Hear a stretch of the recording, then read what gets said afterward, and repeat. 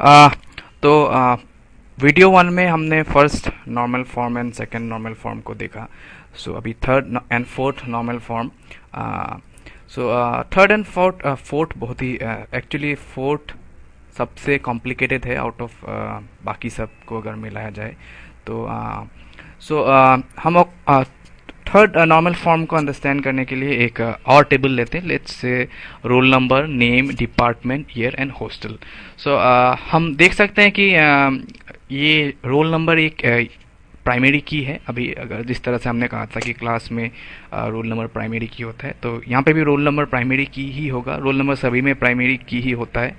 So name इसमें depend कर रहा है, डिपार्टमेंट इसमें डिपेंड कर रहा है, ईयर इसमें डिपेंड कर रहा है और हॉस्टल भी इसमें डिपेंड कर रहा है। तो हम देख रहे हैं कि रोल नंबर यूनिकली हर रो को डिफाइन कर रहा है।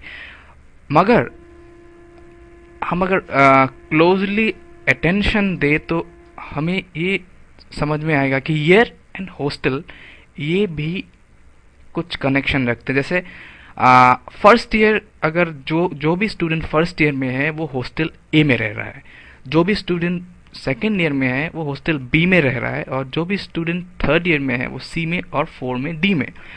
सो अगर हम देखें तो ईयर प्राइमरी की नहीं है और ना ही हॉस्टल प्राइमरी की है। ये दोनों एट्रीब्यूट्स है, नॉन प्राइमरी की एट्रीब्यूट्स है।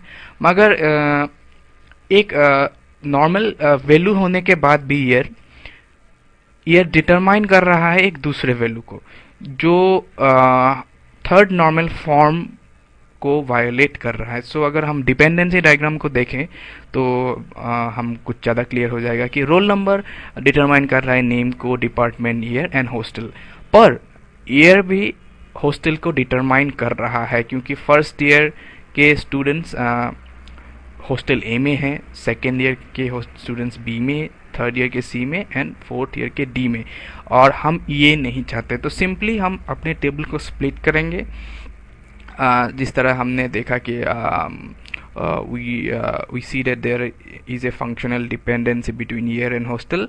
That means a non-key attribute is controlling another non-key attribute, जो थर्ड नॉर्मल फॉर्म में होना नहीं चाहिए। सो अगर हम इसको थर्ड नॉर्मल फॉर्म में करना चाहते हैं तो पहले से जो होना चाहिए दैट कि table already second normal form में होना चाहिए। दैट मीन्स जो भी टेबल सेकेंड नॉर्मल फॉर्म में होगा उसको फर्स्ट नॉर्मल फॉर्म में भी होना होगा।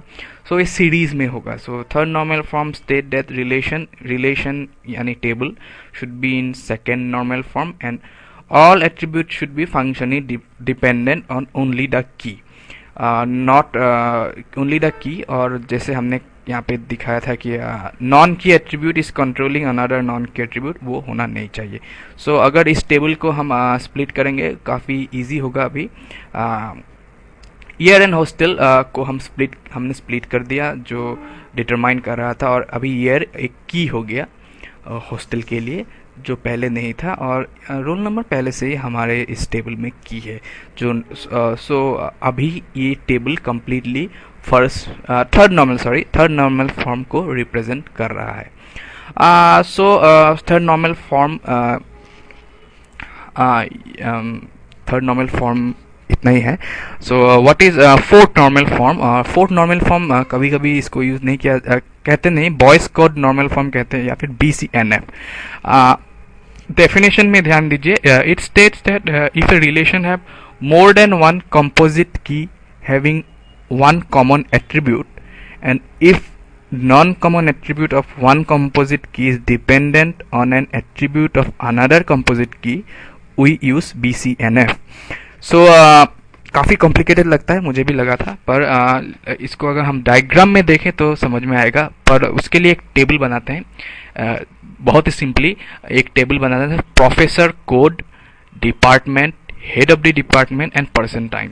सो प्रोफेसर कोड होता है सभी प्रोफेसर को। लेट्स से जो भी प्रोफेसर है उनका एक कोड है। अलग अलग डिपार्टमेंट है यूनिवर्सिटी में, कॉलेज में, या फिर उस हर एक डिपार्टमेंट का सिर्फ एक ही हेड ऑफ द डिपार्टमेंट है। और पर्सन टाइम वो है जो ये डिटरमाइन करता है कि एक प्रोफेसर कितना टाइम स्पेंड करेगा एक डिपार्टमेंट पे। कुछ की फीचर्स मैंने डाल दिए हैं, जैसे a professor can work in more than one department, person time in each professor spend in each department, and each department has one HOD और head of the department. So now composite key देखते हैं। इस table में दो composite की है, मतलब 4 value को मिलाकर की बनाया गया है, 2 की पेयर में। तो डिपार्टमेंट एंड प्रोफेसर कोड को अगर हम कंबाइन करें तो हम एक की बना सकते हैं, primary key. Again professor code plus head of the department को कंबाइन करें तो हम एक प्राइमरी की बना सकते हैं।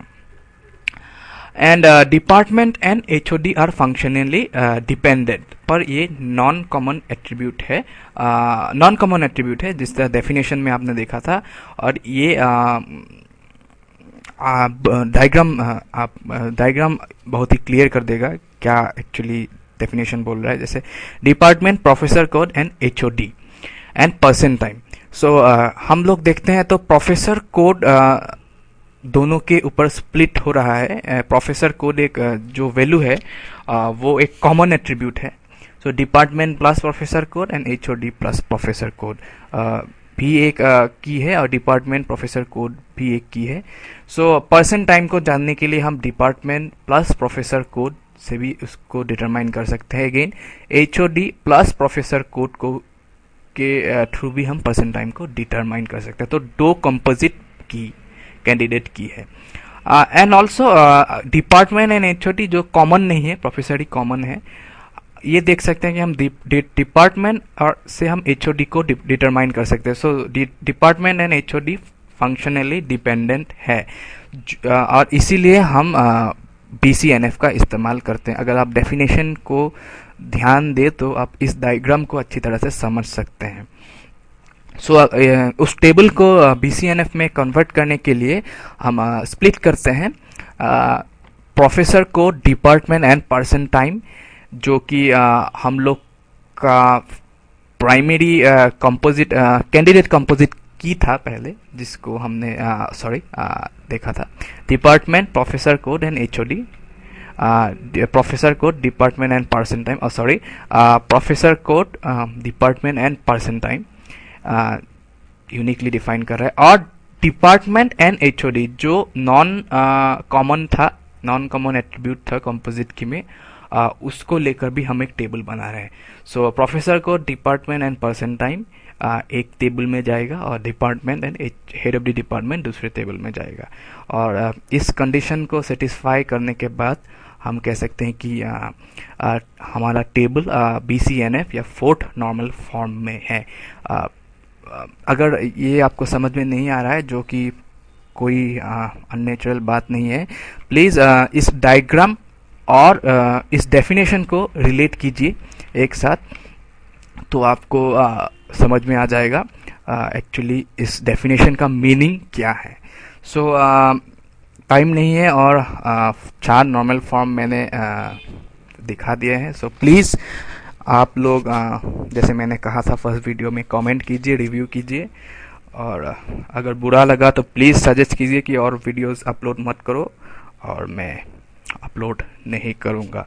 सो अगर अच्छा लगा तो कहिए अपलोड करने के लिए। और भी कुछ इंटरेस्टिंग स्लाइड्स हैं, C प्रोग्रामिंग, जावा, C++, पर्ल, PHP, HTML। मुझे बहुत अच्छा लगता है टेक्नोलॉजी के साथ रहना। सो अगर आपको मेरा ये प्रेजेंटेशन अच्छा लगा तो ज़रूर मैं और भी वीडियोस अपलोड करूँगा। So thank you. आप लोगों ने अगर ये वीडियो कम्प्लीटली देखा, दोनों video, so please thank you. और अगर कुछ गलती हुआ या फिर कुछ मैंने गलत कहा तो प्लीज़ पॉइंट कीजिए। Thank you very much.